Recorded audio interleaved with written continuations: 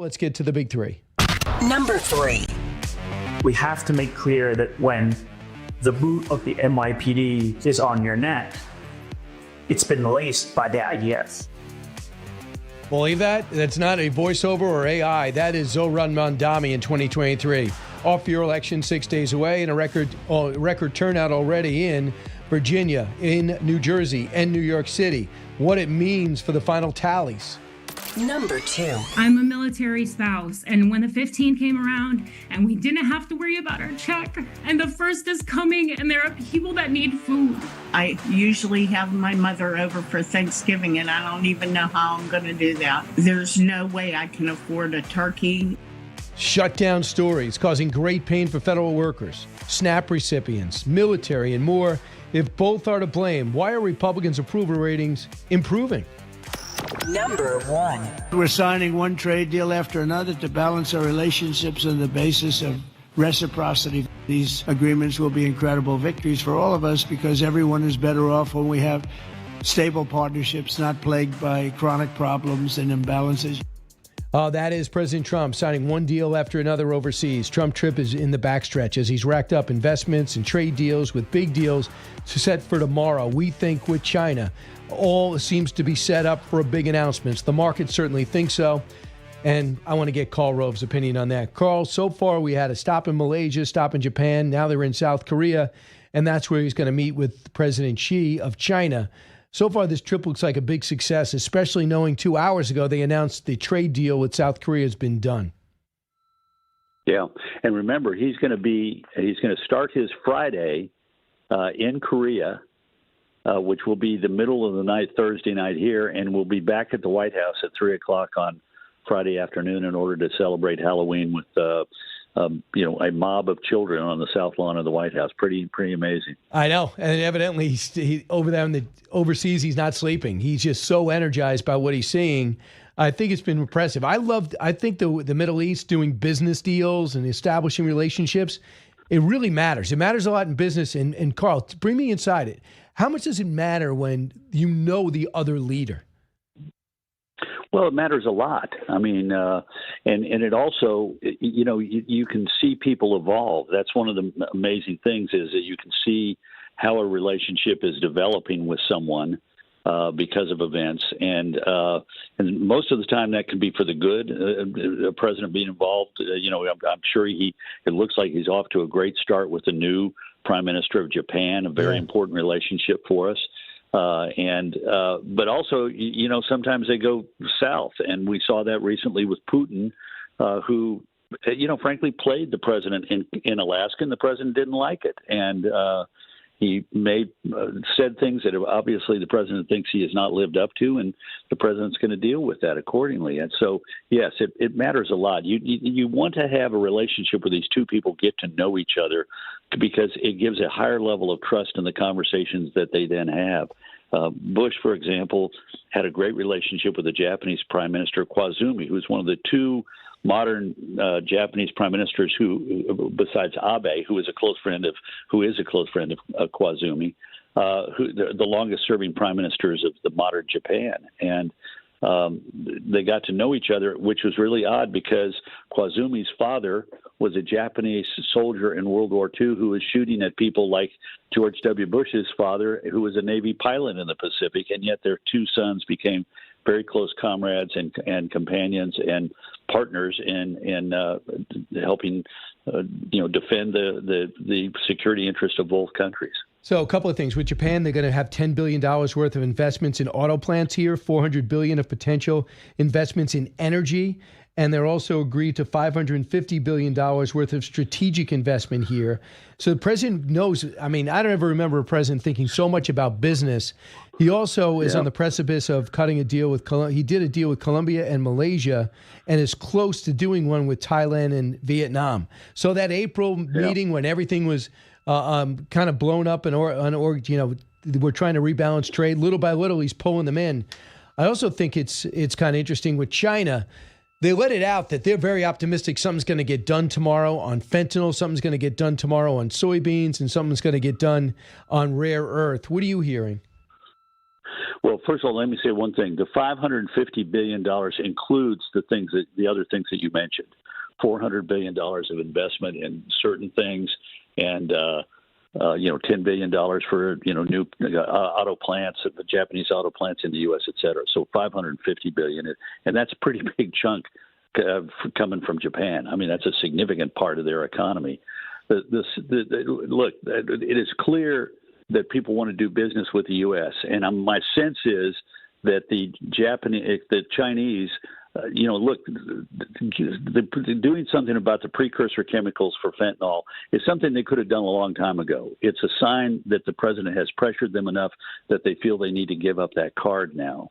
And look, they're making a mistake on rare earths, because what is happening is they were sort of the supplier to the world of this vital element that goes into electric cars, and it goes into all kinds of things, that chips, you name it. Now the rest of the world says we can't trust them to be a reliable supplier, so we're going to develop our own. We call them rare earths, but they're actually pretty common. It's just that we don't mine them much outside of China. Now we're going to do it in Australia. We're going to do it in the U.S. We're going to do it in Ukraine has a lot of rare earths. So, the Chinese have hurt themselves over the long run. The interesting thing to me is food. China does not have enough agriculture to sustain its own people, so it's a net importer of food. We are a net exporter of food. We grow far more than we can ever consume, and this is going to be helpful to soybean farmers in the Great Plains who have been cut off from the Chinese market by the Chinese trying to make up their food needs with purchases from Brazil and Argentina and elsewhere. But it looks like they can't get enough of them at the price they need. We're already the largest supplier of pork, for example, to China, because nobody else can match our prices and our volume. So let's jog over to the shutdown. Senator Chris Coons on C-SPAN, let it be known exactly what they're doing. Cut 17. Republicans control the House, the Senate, and the White House. Frankly, this is our only moment of leverage. And although a very unpleasant tool to use, it's gotten us focused on what we have to do to change direction on health care. So if you're in the military, if you're an air traffic controller, TSA worker, any federal employee, just know that you're being used as leverage. Yeah. Oh, I think about the kids who are going to not have school lunch programs, or the families that depend upon SNAP funds to put something on the table. Just, if you're hungry, just remember the Democrats you're giving the Democrats a tool to use, and they're using it. Or actually, they're using you as a tool. Or maybe they are just tools, period. So here we are. We're weeks into this now. The president's overseas, and we know that there's really no off-ramp. If I gave Karl Rove the keys to design an off-ramp that would end this thing, even though you're a conservative, how does it end? Knowing that there's got to be the Democrats looking for at least a space-saving measure. Yeah, well, there's got to be a level of confidence and trust among the members in the Senate and the House, Democrat and Republican, that they agree that they're going to have conversations and that there are solutions possible, that it's going to have to be give and take on both sides. Democrats want to get the continuation of the Affordable Care Act, the Obamacare subsidies. Republicans might be willing to do that, provided you take into account the enormous fraud. How can you deal with that? And also so that, the very wealthy are not getting the same kind of benefit that somebody who middle class or working class it gets. There are ways to arrive at it, but ultimately it's going to come down to the trust that you find between individual players in the House and Senate. The chairman of the Senate Appropriations Committee, Susan Collins, has got to play a big role in this. The chairman of the House Appropriations Committee, Tom Cole of Oklahoma, has got to play a role in this. And the good news is there are people; those are the kind of people that Democrats say, you know what? If Tom gives me his word or Susan gives me his word, I can count on it. But it requires the Democrats to stop playing games. Look, I hate this. When Republicans are in the minority and Democrats are in power, the Republicans make a stink about a clean resolution and don't support it. And when Republicans are in power and the Democrats are in the minority and the Republicans propose a clean continuing resolution, the Democrats play games. And in both instances, it's wrong. We have the biggest enterprise on the face of the planet called the U.S. government. And for us to be treating the budget and the fiscal responsibility of that institution as casually as we're doing with this is ridiculous. So the Democrats, there's a reason why you pointed it out. Republicans their approval ratings are rising because the Democrats are being so open. We want to subject the country to such a volume of of hurt that you'll side with us against the people who are trying to do the responsible thing. A continuing resolution ought to be clean. You shouldn't be playing games on it. Here's how it know, ended. just take what I want you to hear CNN, because I know you don't watch. So I taped this portion. This is their pollster, cut 22. Take a look here, the shift in net popularity versus pre-shutdown. When we're looking at the Republican Party overall, that brand actually up 2 points. That's within the margin of error, but clearly it hasn't dropped. Come over to this side of the screen. Look at the net approval ratings for Republicans in Congress. It's actually up 5 points since pre-shutdown. So what we're seeing here is the Republican brand in Congress has actually improved somewhat compared to where we were pre-shutdown. I'm surprised it didn't cut his mic, but those are numbers. You live in the numbers world, Karl. Yeah. Is he still employed, incidentally? No. Not sure. Yeah. No, look, this is, I mean, go to almost any poll, and he's right. Take a look at before the shutdown, look at the most recent one, and at worst, it's flat. But in most instances, you're starting to see Democrats declining and Republicans growing, albeit, look, we're a deeply polarized country, so they're not going to be big leaps. But the independent voters, the people who are weakly linked to either party, are figuring out who's responsible for this disaster, and it's the Democrats. They're clear and open about it. They glory in it. We make people hurt enough. The Republicans, okay. No, don't think it works that way. Three races to get through before you have to go, I know. Zoran Mamdani, this emerged from his, on his radio interview from 2 years ago. Listen to this. Cut 29. Everybody's looking at the polls. They're saying things look good. They're looking at the betting odds. They're saying things look good. That's exactly how Andrew Cuomo felt 7 days until the primary a few months ago. No, I'm sorry. I should have said 24. Go ahead. We have to make clear that when the boot of the NYPD is on your neck, it's been laced by the IDF. I mean, this is just a myriad of crazy statements he has made, most of which are caught on camera. What are we doing here in New York City? You're about ready to elect a crazy man mayor. Wait for my column tomorrow. You probably not listened to it, but it's well worth listening to the 6-minute, 44-second video that he cut in response to the exchange that he had with Vice President J.D. Vance over Mamdani's aunt supposedly being, nervous after 9/11. I thought it was one of the most astonishing. Let me tell you, the video is well done. He's powerful. He's persuasive. He's eloquent. But it is the dumbest thing I think I've seen in a recent campaign, because he basically says the city of New York is full of bigots who hate Muslims, and I've had enough. I do not intend to be, I thought I could be the mayor of a united city, but that was false. That was wrong. I made a mistake, and by God, we're not going to stand for this anymore. I mean, he's depicting New York as a cesspool of bigotry when we know that New York is a city that celebrates the great, cacophony of faith and ethnicity and origin and outlook. I mean, this guy is depicting New York as, some hellhole for everybody who is a Muslim. And it is the wrong message for a guy who should try and unite the city of New York. You're going to see it reflected. Yeah. And in your column, you're going to see it reflected in the outcome. And Karl, he made it up. He didn't have an aunt. It's somebody else who's dead, and they've not even seen a picture with him. His aunt was in Tanzania. Yeah, it was a family friend that he called his aunt, but I didn't get into that because I thought even worse than that minor misstatement was the essence of what he said. It is one of the most astonishingly short-sighted, irrational diatribes I think I've seen in politics. Two quick races to look at. Jack Ciattarelli, what are the chances of him winning in New Jersey? Well, he's got a shot. She's a terrible candidate, but the Democrats have a 13-point registration advantage. The fact that it's competitive says something about how weak a candidate she is and how authentic a candidate he is. I've never met him. I've just seen him on television, but I've seen him in the debates.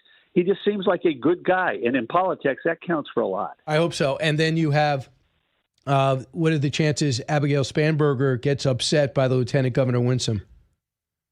Well, look, the polls there have shown consistently, a high single digit, 10 points at most, and maybe a couple of polls above that. The interesting thing is that Spanberger's a much better candidate than Cheryl in New Jersey, but she is hampered by her attorney general candidate, who is this guy. He's going to lose. Terrible job. Jay Jones. He's going to lose. And Jay Jones. And Mayeras, the Republican, has done a terrific job as Attorney General and has weathered this quite well and been very effective. I think he's going to win, and that says something about the Commonwealth of Virginia, where there still is a climate of two things: ticket splitting and a belief that people in office ought to be good people who have strong values and not the kind of bigoted comments and nasty personal stuff that Jones said. And they don't particularly like candidates who want to be the chief law enforcement officer who got arrested for traveling 117 miles per hour in your fancy car in a 70-mile-an-hour zone. Karl Rove, thanks so much. We'll make sure to read your column in the Wall Street Journal tomorrow. Appreciate it. Thank you, buddy. All the best. And we'll see him on One Nation on Sunday night.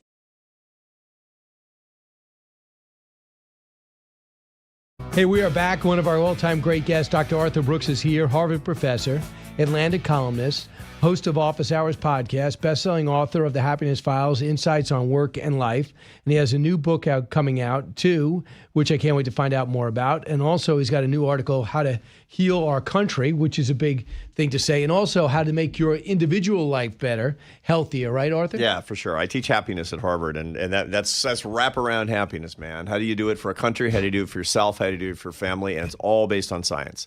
So this is not just self-improvement. This is the neuroscience and behavioral science of how to be a happier person. And are you still learning this? Oh, yeah, for sure. It's a goal for the rest of my life. I got my PhD about 30 years ago, and I've been studying this stuff. But over the past 7 years, I've dedicated myself completely to human happiness and what it actually means. The science of how this actually works, how you can change your habits and protocols and then teach it to other people so your family and people around you can get happier too. And did you teach this past semester? Yeah, I teach in the spring. So I teach in the spring up at Harvard, and I'll have 180 students in my class starting in January. I'll have 400 on the waiting list. Mm-hmm. There'll probably be an illegal Zoom link they think I don't know about. Right, and just because it must feel good to have that type of. It's fantastic. It's the best. It's we get one pass through this mortal coil, man, and you can make life better for people. Mm-hmm. You can make life worse for people. And I dedicated myself. Look, I'm a Christian, and I said I'm gonna dedicate my Christian faith to my secular job. And I want to make people happier. I want to help people understand how to have more love in their life is what it comes down to. And I'm a scientist, so I got to do the science behind it. It's great. What's the relationship between success and happiness? So that's an interesting thing that most people don't get right. And here's the key thing to remember. Mother Nature doesn't care if you're happy. Mother Nature wants you to survive and pass on your genes. Happiness is your job, is what it comes to. Everybody listening to us, happiness is something that you have to choose and do things that actually stand up to your natural impulses. So you want to have more money, more power, more pleasure, more admiration of other people, and that'll give you more, all of the stuff that the world promises, but it won't bring you more happiness is the problem. So what I tell my students is, you think success will bring you happiness. Going for happiness directly, which comes from faith, family, friendship, and work that serves other people, then you'll be successful enough. So what role does, in more practical purposes, let's say you have great friends, you have a great family, but you have to stress every day, which a lot of people listening to us right now. Yeah. Was it the number 70% of all Americans live paycheck to paycheck? Yeah. They worry one thing goes wrong. They don't worry about the safety net. So Social Security won't be enough. Yeah. That's real worry. How do you figure happiness? How do you work happiness into that? Yeah. So the problem with that is that these real world tensions and anxieties, they actually don't hurt your happiness, but they raise your unhappiness. And happiness and unhappiness are not opposites. So you can be a very happy person and also have a lot of sources of unhappiness in your life. The key thing to keep in mind is that you do the best you can to lower these sources of unhappiness. You find the best job that you can. Right. You have a good relationship with other people who can help you, et cetera, but then focus on the real sources of your happiness, which all come from love. Love that you have with God, love that you have with your family and friends, love toward the whole world through the way that you're trying to serve is the way that works. So you think about, obviously a balance through that. Yeah, for sure. You can't change the whole world, but you can change yourself. Focus on the things that you can actually change to become a happier person. And is it the voice? What do you do with the voice in your head that wants more? I know. Well, that's Mother Nature once again. And that's one of the reasons that every religion and every philosophy has always said, stand up to your nature, man. I mean, there's kind of two parts about being a person. Your dog, you have a dog, Brian? 2. You have 2 dogs.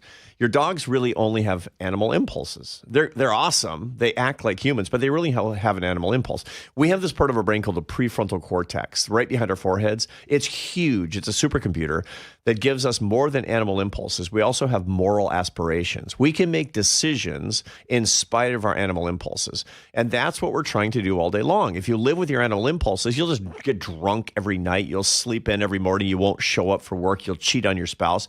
And that's because your animal impulses say, that'll feel good. Don't do it. You want to live up to your moral aspirations, and then you get happier by making conscious decisions. And it becomes a habit, right? Totally. You start showing that discipline, it becomes a habit, and that becomes a reinforcement. Animal habits reinforce themselves. Moral habits reinforce themselves as well. Is there a number that you should go through in order for it to be a habit? People talk about how many days you should do something, whether it's a diet or exercise. Yeah, it depends on what you're actually doing. So you find, for example, exercise, generally speaking, takes about 6 weeks, 4 times a week, doing exactly the same thing. So I do a lot of work on biology too. I mean, I do a lot of work on wraparound wellness, health and wellness. And I'm a real gym rat and fitness guy. And so what I tell people is if they want to start working for people out. not watching the stream, you're in unbelievable shape. I'm at 61, I feel better than when I was 31. That's for sure. Right. And because I've got my diet and You took exercise on action. point. Yeah, totally. I work out 7 days a week, an hour a day. But nobody's going to do that from nothing. The way to do that is to do a workout, usually a zone 2 cardio workout. That means like a little elliptical thing. You're going for a really brisk walk 4 days a week for 6 weeks, and then start getting fancier. But 4 times a week for 6 weeks, and then it becomes a habit, and then we'll talk about how to make it fancier. Right, one builds on the other. How do you feel about the shortcuts? Which ones? Like maybe Zeptide or whatever it's called. Zepbound, Mounjaro, the GLP-1 drugs. Those things are a miracle, actually. And they're actually, and what they do is they actually, among other things, I mean, they're thought of as obesity drugs, but they're changing behavior as well. They're changing other kinds of bad habits. People take them and find they don't want to smoke anymore. People take them and they don't want to eat junk food so much anymore, and drink alcohol anymore. So it's kind of an amazing thing because what it does is it interrupts the reward cycle in your brain, where you get these big dopamine-based rewards for these particular behaviors. And so they're a great thing, and they can be a good adjunct to how you're trying to improve your life. So when you see, Serena Williams, and when you see Charles Barkley, say, yeah, that's what I'm on. Yeah. I mean, that's changed even since the last time I talked to you. Yeah. People were taking it, and they said, well, I'm not going to tell anyone. Now it's out there. Yeah. Here's why I think it would be good. So you think to yourself, no matter what I do, I can't lose weight. You know, when some people do work out and they don't get the reward they want. Well, you can't out-exercise a bad diet. Can't be done. Can't be done. You got to change the behavior of the input of what you're putting in your mouth and not just actually how you're expending exercise. Sorry to interrupt. Yeah, because it'll lessen the weight, but you're not going to get the tone. You're not going to get the muscle. But it's a jump start to say, wow, look what's possible. Yeah, that's right. It gets you out of a rut and ready to go. Yeah, totally. I mean, I got nothing against those particular things. Now, the whole idea that a lot of people who don't really need to lose weight and are doing it for pure vanity reasons, that's another psychological problem. Vanity will mess you up. Vanity will ruin the quality of your life. That's just the truth. If you're looking in the mirror thinking all day long, what do people think of me? What do people think about how I look? That per se is a problem, actually. So if that's the reason you're using it. Why are you working out? I'm working out because it's for me for 3 basic reasons. I get up in the morning at 4:30. 4:45 to 5:45, I work out every day for 3 reasons. Number 1 is mood management. By the way, can I also tell you that it's hard to roll out of bed and work out? Yeah. That's a habit. Hard, right? It's a habit. And it's a habit without doing it without coffee because I drink my coffee much later. And you and I have talked about this before.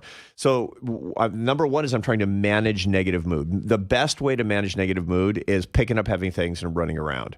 And if you have a naturally negative mood, which half the population is above average in negative mood, they just are, and it tends to be most acute first thing in the morning, don't drink alcohol, don't take drugs, don't be a workaholic, don't blunt your feelings by distracting yourself with behavior and substances. There are 2 things to do. Pray more. Worship more. Religion is incredibly good for negative mood. And number 2 is work out, is go to the gym, pick up heavy things, go work, run around. And that's what I do first thing in the morning. That's why. Arthur Brooks is with us. And what's the name of your new book coming out? Oh, the new book is coming out. It's coming out March 31st of 2026. The Meaning of Your Life, Finding Purpose in an Age of Emptiness. Wow. Where do you start with that book? Oh, man, it's been 5 years in the making. It's the hardest book I ever wrote. Topic sentence is tough enough. I know. So a couple of things. This is what I find interesting is that when you go to countries, developing countries, their goal, especially early men, their goal is we got to eat every day. We got to find shelter every day. Early, like you study early Americans when they start moving west. Right. Well, we got to find a place to live. We got to find if there's going to be a road. We got to find out what we're going to eat. Right. You don't have necessary time to go, what makes me happy? Right. You have goals called survival, right, and then hopefully success and wealth. Yeah. And then you read about these stories in these accounts, but there's something healthy about that. Yeah. And it just wipes out a lot of the outside sources. I'm not really worried about my biceps. Yeah. I'm not worried about my chest development. Yes. Man, I got to make sure that this move I'm making with my family works out, and I'm not going to be attacked by the American Indians and things to that nature. And that's what you see in a lot of developing countries today. Survival is the key. Right. That's a different situation than what Americans deal with, because survival in most cases is not an issue. Right. No, that's right. Now, the problem is that when you have avoidable sources of misery, like caloric deficits, or your kids don't get vaccines, or you can't send your kids to school, that actually does raise a lot of unhappiness. That really does raise a lot of unhappiness. That's true. The problem is that when you actually are not thinking in the way that your brain was intended to think, which is about doing your work every day and your basic relationships and focusing on the people around you. And, I'll tell you, my great-grandfather was a farmer, and there's one thing he never once said. I mean, he had a hard life, and his job was really boring.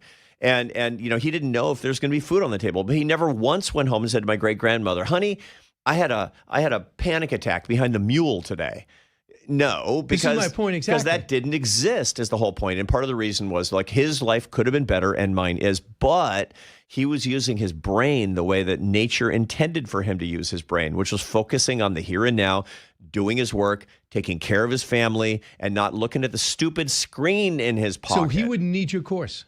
No. I mean, he would not need your course, would he? There's certain things that actually could have been better, that he could have learned more of, but he could have taught a lot of things to me too, because his brain was working the way evolution intended it. So, I mean, we get to a certain point. Do you believe with these kids and the therapists that are in school that we're giving kids too much therapy, too much convenience, worried about too much their thought, bullying obviously is a problem, especially if it's health. But a lot of the friction that kids go through with parents that weren't necessarily there, or school teachers and nurses and psychologists that weren't even employed or perhaps at your school, those things that you learn to work through high school and through grammar school, a lot of kids are getting the soft landing with therapy, and there's something wrong and we can work with you. Are you under the school of thought that there's a lot of negativity to that, even though the objective is correct? There's in the current day, the way that we understand adolescents' mental health, a lot of it's misguided. There's this idea that if you're sad and anxious, there's something wrong with you and you got to cure it. That's incorrect. All the parents. I tell my students, look, you study at Harvard. If you're not sad and anxious, you need therapy. It's a hard thing that you're doing, and good for you. You're making sacrifices and you're struggling, and that's life on earth, man. And you should never try to eliminate your suffering. Your suffering is sacred. You learn from your suffering. You learn how to manage your suffering by suffering. Now, it can be dysregulated. You can be depressed and anxious, and there can be a medical problem, to be sure. But the idea of eliminating suffering, that's a misguided approach, and it's making things worse. You could solve a multitude of problems with some relatively simple protocols for a lot of young people. Take away the phone and go run around outside. That's number one. For a lot of young people, that just solves a multitude of problems. And to back up your thoughts, Arthur, is these people that, and most schools are doing this now, making the kids put their phones away, whether it's in a box or leave it at home. Almost all the kids are embracing this now, they love as it. well as the teachers. They love it. But of course, it's hard to do. In 27 states, they're still not doing it. There's not one classroom in America from kindergarten through PhD that should have one phone in it. And that just takes fortitude and courage on the part of politicians, and it's going to raise mental health dramatically. This is a new problem. Yeah. And it was like one of those things where you put a frog in the water and you slowly make the water hotter. You didn't even know the water was a problem. So when we first invented this, I never remember as the BlackBerry went to the iPhone, people weren't saying this could be a problem. Right. I always thought about the possibility. Yeah. I mean, this is what technology Did you recognize as a problem? Well, yeah, because I'm a behavioral scientist, and I was looking at this. And, I pal around with guys like Jonathan Haidt down at New York University, who wrote The Anxious Generation, a great book. There's no small talk about how you this too, works. right? Well, it's like it's what we do. It's shop talk. It's like when you're talking with one of your buddies here at Fox, you're talking about the business. And it's true. We saw actually this thing coming a long time. And we've been collecting data and doing studies on this as well. We can solve this problem with proper discipline, proper protocols, good schooling, and good parenting. And I'm sure that we will solve this problem. Just a lot of damage along the way. One thing that's working against me in my texting is spell check. Yeah. Because most of the time it doesn't know what I mean. Yeah. And I got to check it more. But that's pretty much my problem. It's the people I text that are unhappy about it. Arthur Brooks is here. He's got some great things. Also, when we come back, when you should have your coffee and why and how you should start your day if you want to be happy. Don't move.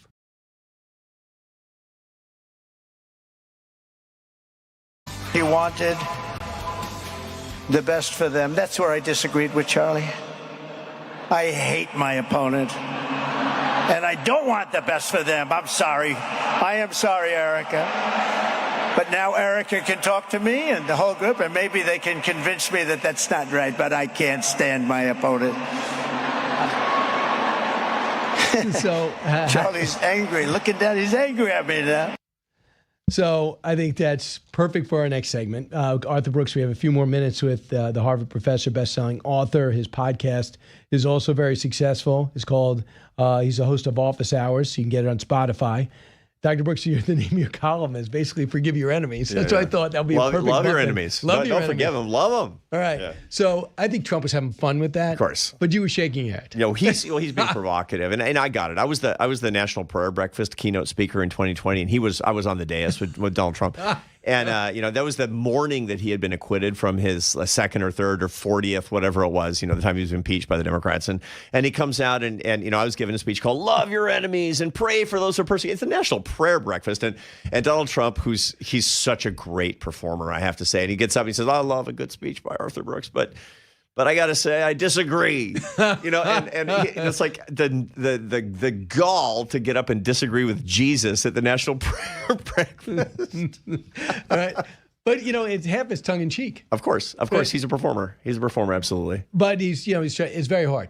But by loving your enemies. Yeah. And what Erica did do, Erica Kirk did do by saying, I forgive the assassin of my husband. Yeah. I mean, that's an incredible example for your premise. Yeah, well, here the important thing to keep in mind is that Jesus didn't say to like your enemies. Martin Luther King gave a sermon on this part of the gospel. This is Matthew 5:44, the Sermon on the Mount. Jesus says, you've heard that you should love your friends and hate your enemies. Today I give you a new teaching, love your enemies and pray for those who persecute you. Hardest teaching ever.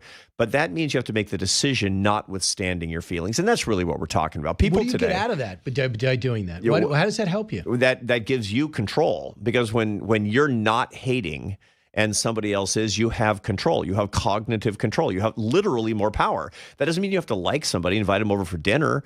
It doesn't mean you have to be best friends with them and have tender feelings toward them. It has nothing to do with your feelings at all. It's the decision that you make actually to will the good of another person. And sometimes the good of the other person requires that you do a really, really hard thing that they don't like, but never do it out of hate, because if you do, you're weak. I mean, you're not actually going to be as effective as you could be. And do you practice that? I try. Yeah. I pray about that every day. It's very important to me to actually practice that. I don't like everybody, but I'm commanded by my master to love everybody. On a lighter note, yeah. What have you found out? You were talking about your schedule before, how you work out right away, right? And you get going, but you wait a while to have coffee, because also health is very much a part of your school. Absolutely, and one of the things that we understand about coffee actually blocks a neurotransmitter called adenosine. Coffee doesn't pep you up.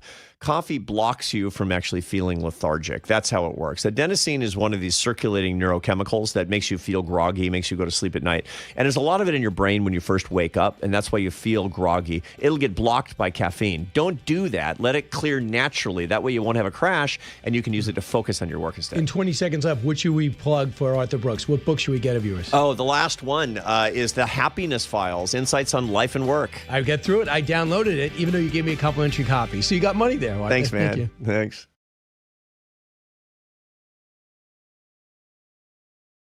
Hi, everyone. Welcome back. We have a few more quality minutes with Martha, and then I'm going to be on Outnumbered at the top of the hour. Martha, you on Outnumbered? You're not today. But 3 o'clock you're on, right? I'm on at 3 o'clock. So we have to talk about this Bill Gates story. Yeah. Bill Gates comes out, and he basically says, you know that whole thing I was telling you about climate change? I'm not really sure it's a big thing. His arms are going everywhere. He says, well, he sunk billions of dollars of his fortune into initiatives to stop global warming because it's a world catastrophe. Now he says it's not. Astonishingly, he now claims that not heat, but the cold is killing more people and more of a threat to humanity. Quote, surprisingly, excess cold is far deadlier, killing nearly 10 times more people every year than heat does. Do you know his latest project was dimming the sun? Because that's how worried he was while he flew around in his private jet. And Martha, if you question climate change, you're an ignoramus. Absolutely. How dare you? No, what are we witnessing here? I mean, AOC said we're all going to be dead in 12 years. Yes. I mean, this was Bible for these individuals. In fact, there was a lot of commentary that it sort of did become their religion. Oh, yeah. And that if you didn't believe it, or if you had no faith, in big air quotes, in this whole thing, that you were, you were evil. You were a bad person. You wanted the whole planet to sort of burst into flames and die, and you didn't care about anything. I saw a video this morning of Al Gore, who was really the architect of this movement. Remember the movie that he made? Yeah, thank you. Yeah, let's hear. Here's a bunch. This is Al Gore, AOC, Bernie Sanders, and Greta, and not Van Susteren. Cut 47. This is the one challenge that could completely end human civilization. And it is rushing at us with such speed and force. It's completely unprecedented. The world is going to end in 12 years if we don't address climate change. What the scientists are telling us is if we don't get our act together, the world that you will be bringing your children up in and your grandchildren up in will be increasingly unhealthy and uninhabitable. It is what we decide now that will define the rest of humanity's future. If we don't, it will be a death sentence to countless of people. What's she gonna do? I don't know. Well, she was taking a boat to Gaza. She's I know she's been spending a lot of time in Gaza. So yeah. This is so, and it just flies in the face. This actually lines up with what we've seen happening at universities. It's like you have to buy into this dogma, or you're a bad person, right? And it also ties in with Trump derangement syndrome, or anything conservative derangement syndrome. And what we need to get back to is this idea of good scientific debate. Sure, you want to take the climate crisis side of the argument, go ahead. But you're also going to listen to the guy or gal who's on the other side of the equation, and we're going to get some good answers. But, in this, Bill Gates says, if I had to choose, I'm paraphrasing a little bit here, if I had to choose between the climate going up, here it is, I'll let the temperature go up 1/10 of a degree to get rid of malaria. People don't understand the suffering that exists today. Now, he has done a lot of work with malaria. I did a malaria project many years ago. And it is very, very important. So what he's saying is, world disease, poverty, these are more pressing. And the climate will, probably actually not be a catastrophic event. It's insane. It's insane. Are they going to cover this everywhere? Like, is this going to be, by the way, I've been reports looking at my of your quad demise box. were widely exaggerated? I've been looking at my quad box. I'm not seeing it all morning. And this is a 2-day story. More and more is coming out. Now, think about this, Martha. I put this in the same category as Jake Tapper writing his book about the failings of Joe Biden. Excuse me? You think there was a problem with Joe Biden? Of course we were telling you that. We were telling you that for 4 years. The guy's not normal. The guy was being mocked. Right. And there's debate in 2020 because they thought he was going to lose. And next thing you know, he's supposedly this great guy with this fantastic career and becomes president of the United States. I mean, that's as crazy as Jake Tapper telling us, well, I just did some great reporting. The president wasn't making a lot of decisions and he was falling short and he should have gotten earlier. Really? Yeah. So you feel like saying there's got to be some, by the way, I should apologize to everyone I misled. It is starting to happen when you see some of the changes that are happening and the movement that's happening in the big news organizations. You see some of this shift as, what ends up happening is that profits start to decline. And that's when the heads of these companies understand, oh, I guess we were supposed to be covering the news. Yeah. I guess we were supposed to be actually enlightening people, telling them both sides of the story. And when we didn't do that for, since basically 2016, when we just hammered them with one thing over and over and over again, a lot of them went away. So what did we do wrong? So now they're looking at all of it. They're trying to figure out if they can get to the other side of it, if they can speak to the whole country, something that Fox has known since its inception. And we'll see what happens if they're able to try to right that ship. But this is a huge story. I mean, I remember going back to Benghazi, right? We were covering it, and the other networks were laughing at us, oh, Benghazi, and remember Hillary Clinton saying, just because some people went out and took a walk, at one night and got into trouble outside and a fire started, whatever she said. You got to open your eyes, and you have to cover the whole story. And this is just a screaming example of what we're talking about. Bill Gates saying, you know what? It's no longer actually a hair on fire issue.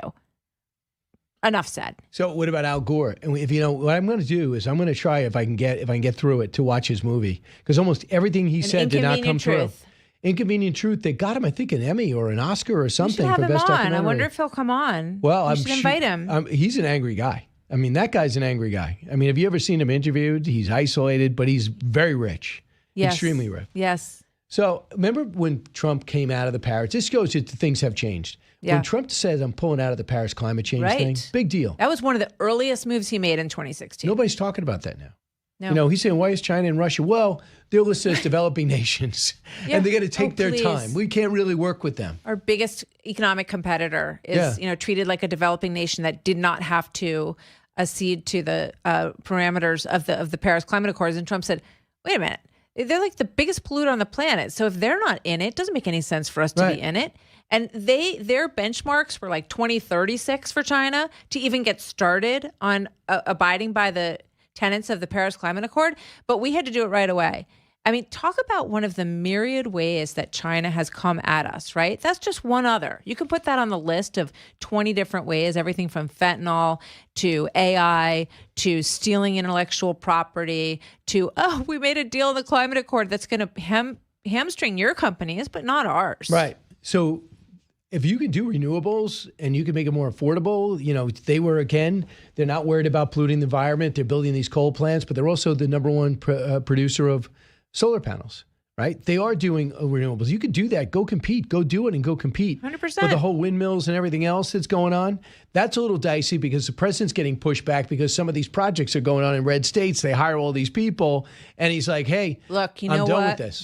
Those red state governors have to answer the questions. Why did you give up an entire span of the Atlantic Ocean to a European company who convinced you that ocean windmills were the future? Because they signed on for it and they succumbed to the pressure that existed back then to, sort of give credence to the climate change crew, and they wanted to win elections. Right. And so they went along with these huge projects, which now not only shouldn't be built, but can't be built. They can't meet the amount that they agreed to build them for. So they've had to renegotiate all the contracts on these things. It's a disaster. It's a disaster. And they also think that there are links between the deaths of whales and other bad issues for the environment. So if you're an environmentalist, why are you supporting ocean windmills? Right. New Jersey and New York, what do they have in common? Democratic governors. Did you see this study by the Manhattan Institute? Yeah, but when those deals were done, there was a Republican governor in New Jersey. Oh, was it Governor Christie? Connecticut also went along with it. He was part of, signing off on some of these deals, I believe. So he listens, so maybe he'll call. The Manhattan Institute survey found that Elise Stefanik beats Hochul 43-42. Now, I know it's early and it's just one poll. The other poll was within 2 points. Isn't that pretty unbelievable that she hasn't even declared yet?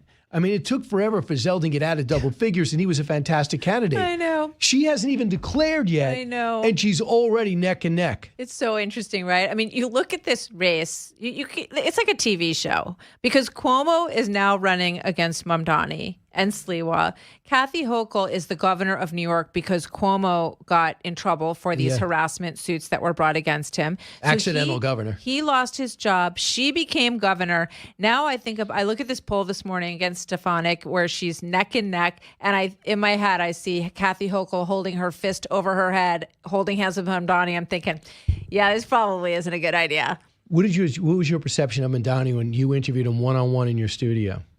Look, he is, he smiles a lot. He's a big smiler. He is working very hard to move himself to a place that's modern enough to get elected. He apologized to the police on my show. Obviously, there was already a ton of rhetoric, which we cited to him, of things that he had said about the police being racist and everything else. But we didn't have that soundbite that we saw yesterday, which we played on our show, about when the boot of the NYPD is on your neck, it was laced by the IDF. Which is the most nonsense thing you can say. No, it is nonsense. And horrific. But you know, I mean, he's young, and he just smacks of someone who is willing to sort of, you know, say what he thinks he needs to say to get elected, which all politicians do. But I think it's good that people are being exposed to everything as we get close here. But it still looks like he will win. I want you to hear what Jon Stewart said. And you know, Jon Stewart's extremely smart, and sometimes, especially a Democrat against a Democrat, you could be tough and not, you know, sacrifice your party. Listen to what he said. Cut 32. There are so many different communities that are looking to you, and this, I hate to put it on you, as a bit of a Jackie Robinson moment. And I know that probably wields some weight, but man, oh man, what an exciting opportunity. Wow. I don't even have the answer. That question was stunning. Jackie Robinson. Joe, was Jackie Robinson a socialist who hated Jews? Who doesn't like cops? Are you kidding me? Jackie Robinson should walk on water, what he had to put up with. This guy's not putting up with Jackie Robinson put up with. And you know, here's the thing. It is not about his religion. It is about the things that he himself has said. Okay. So the idea that this, you know, we live in a very multicultural city here, right? We have lots of Muslim friends, lots of Jewish friends, lots of Christian friends. Okay. It is not, and this is what I want to be, this is not about religion. So Jon Stewart's sitting there basically saying, like, because of your religion, this is a Jackie Robinson moment. But he's negating all of the things that Mamdani has actually said about New York City cops. Which I thought he would bring up. I really thought he would bring up. He's a supporter of law enforcement. He did so much good work with Ground Zero and with the people who, you know, were exposed to the burn pits. It's like law enforcement is key for him. Yeah. So, Martha, one more time for people who missed, who's going to be on your show at 3 p.m.? So we're going to talk to Mark Tepper about what's going on with the white-collar layoffs, which is a huge story. I also have the Rain family. Their son tragically committed suicide after an unbelievable relationship with the chat bot that is so frightening, but every parent must be aware of what is happening online. Thank you, Martha MacCallum. Thanks so much. Thank you, Brian. I'm going to be back in a little while with more to know. And then top of the hour, Outnumbered. And don't forget, November 1st, Pottstown, Pennsylvania, History, Liberty, and Laughs, streamed on Fox Nation.